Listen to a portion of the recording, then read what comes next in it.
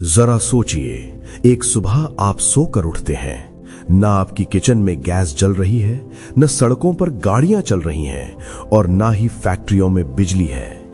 ये कोई डरावनी फिल्म नहीं, बल्कि एक हकीकत बन सकती है अगर समुद्र का एक छोटा सा हिस्सा बंद हो जाए।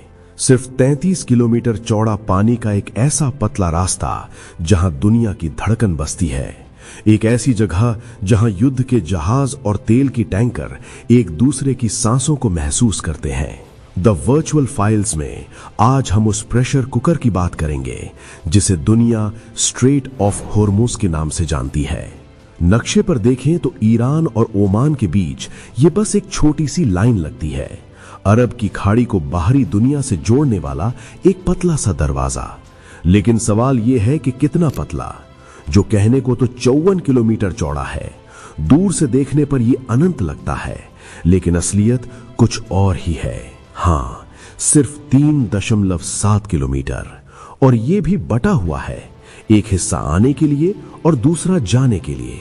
यानी दुनिया भर का व्यापार और विशालकाय टैंकर सुई की नोक के बराबर इस रास्ते से गुजरने को मजबूर हैं।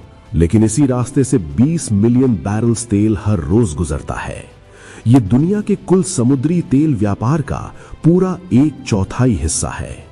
दुनिया की हर 5 बूंद तेल में से 1 बूंद इसी रास्ते से आती है। और अगर यह रास्ता बंद हो जाए तो दुनिया की इकोनॉमी को एक ऐसा झटका लगेगा जिसकी तुलना किसी परमाणु विस्फोट से नहीं, बल्कि एक स्लो, साइलेंट और डेवास्टेटिंग कोलैप्स से की जा सकती है। लेकिन रुकिए, यह सिर्फ दुनिया की बात नहीं है, यह आपकी, मेरी, हम सब की बात है। भारत, 140 करोड़ लोगों का देश, दुनिया की सबसे तेजी से बढ़ती हुई इकोनॉमी। लेकिन इस इकोनॉमी की एक बहुत बड़ी कमजोरी है। भारत अपनी जरूरत का 88% से ज्यादा तेल बाहर से मंगाता है। हम खुद उतना तेल नहीं निकाल सकते जितनी हमें जरूरत है, और उस इंपोर्टेड ऑयल का एक बहुत बड़ा हिस्सा 40 से 50% स्ट्रेट ऑफ हॉर्मुज से होकर आता है। इराक से आता है, सऊदी अरेबिया से आता है, यूएई और कुवैत से आता है, और ये सब रास्ते सब के सब इसी एक पतले से दरवाजे से होकर गुजरना पड़ता है। अब जरा इस संख्या को फील कीजिए। भारत हर दिन लगभग 55 लाख बैरल्स तेल इस्तेमाल करता है। इसमें से लाखों बैरल्स हॉर्मुज से आते हैं। ये सिर्फ पेट्रोल और डीजल नहीं है, ये वो एलपीजी है जिस पर आप रोटी सेकते हैं, ये वो फर्टिलाइजर है जिससे खेतों में फसल उगती है, ये वो प्लास्टिक है जिससे हर चीज बनती है, ये वो इलेक्ट्रिसिटी है जो फैक्ट्रीज में मशीनें चलाती है। तेल सिर्फ ईंधन नहीं है, तेल आधुनिक सिविलाइजेशन की रीढ़ है, और उस रीढ़ का एक बेहद जरूरी हिस्सा हॉर्मुज पर टिका है। और फिर है एलपीजी की बात। आपके घर में जो गैस सिलेंडर है, उसमें से भारत 60% एलपीजी बाहर से मंगाता है, और उस इंपोर्टेड एलपीजी का करीब 90% हॉर्मुज से होकर आता है। यानी आपकी रसोई की आग, आपके बच्चों का खाना, आपकी मां की चाय, सब कुछ एक तरह से डिपेंड करता है उस 54 किलोमीटर चौड़े पानी के टुकड़े पर। और एलएनजी, लिक्विफाइड नेचुरल गैस, जो फैक्ट्रीज चलाती है, जो पावर प्लांट्स को एनर्जी देती है, उसका भी 50% से ज्यादा हॉर्मुज से ही आता है। अब सवाल उठता है कि क्या यह सिचुएशन सिर्फ भारत की है? नहीं, पूरी एशिया की है। हॉर्मुज से गुजरने वाले तेल का 84% एशिया को जाता है। चाइना अकेले 37.7% लेता है, भारत 14.7% लेता है, साउथ कोरिया 12% और जापान 11%। ये चारों देश मिलकर हॉर्मुज के तेल का 75% इस्तेमाल करते हैं। जापान तो और भी वल्नरेबल है, उसका 95% तेल मिडिल ईस्ट से आता है। साउथ कोरिया का 68% क्रूड हॉर्मुज से गुजरता है। अगर हॉर्मुज बंद हो तो एशिया की इकोनॉमी लिटरली ठहर सकती है। और ये सिर्फ थ्योरी नहीं है। 28 फरवरी 2026 यूएस और इजराइल ने ईरान पर एयर स्ट्राइक्स शुरू की, और उसके बाद जो हुआ वो दुनिया ने पहली बार इतने करीब से देखा। स्ट्रेट ऑफ हॉर्मुज में टैंकर ट्रैफिक 70% तक गिर गई। 150 से ज्यादा जहाज समुद्र में लंगर डाले खड़े रहे, न आगे न पीछे। ब्रेंट क्रूड ऑयल का प्राइस, जो कुछ महीने पहले $69 था, जो $126 पर बैरल तक पहुंच गया है। और भारत में इंडियन क्रूड बास्केट की प्राइस $113.57 पर बैरल तक जा पहुंच गई है, जो पिछले कई सालों में सबसे ज्यादा थी। रुपये टूटने लगा, पेट्रोल डीजल की कीमतें बढ़ने की आशंका आ गई। गवर्नमेंट को एसेंशियल कमोडिटीज एक्ट लगाना पड़ा ताकि एलपीजी की सप्लाई नियंत्रित की जा सके।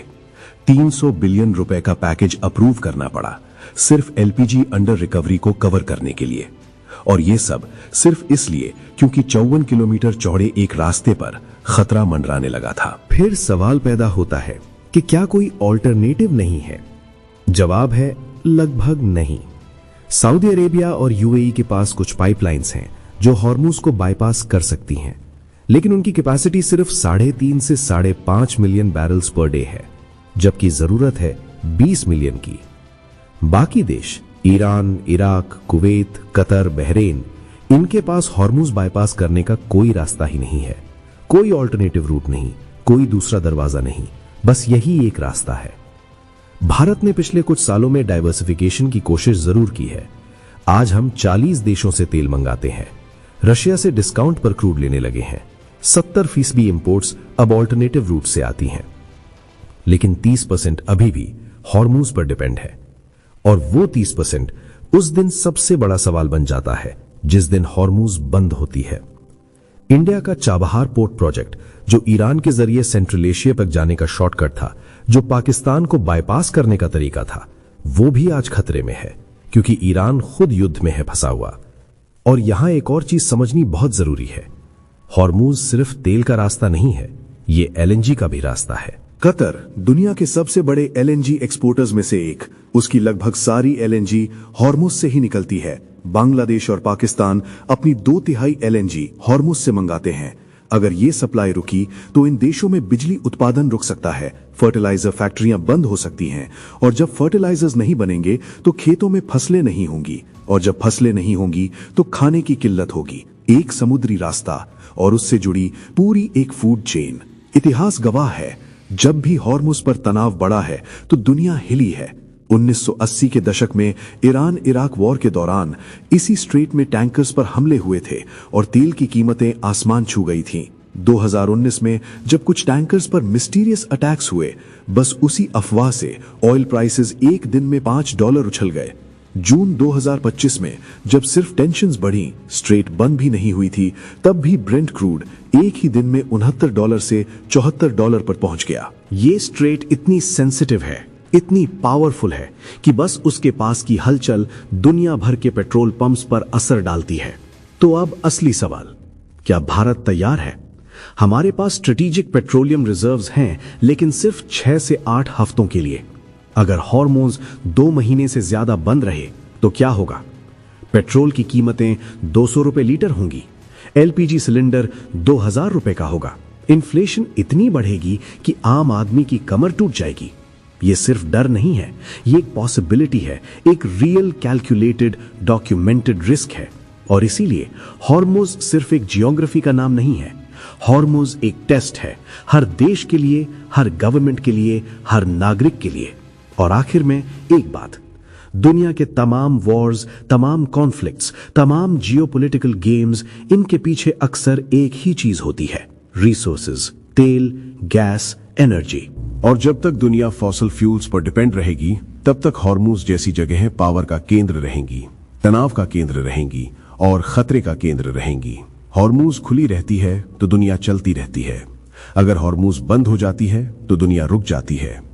और उस रुकने की कीमत कोई बड़ा देश नहीं चुकाता, कीमत चुकाता है वो आम इंसान जिसकी रसोई में गैस खत्म हो जाती है, जिसकी बाइक पेट्रोल पंप पर खड़ी रह जाती है, जिसके बच्चे महंगाई में भूखे सोते हैं। स्ट्रेट ऑफ हॉर्मुज सिर्फ पानी का एक रास्ता नहीं है, बल्कि दुनिया की वो कमजोरी है जिसे अगर किसी ने भी दबाया तो उसका दर्द हर घर तक पहुंचेगा।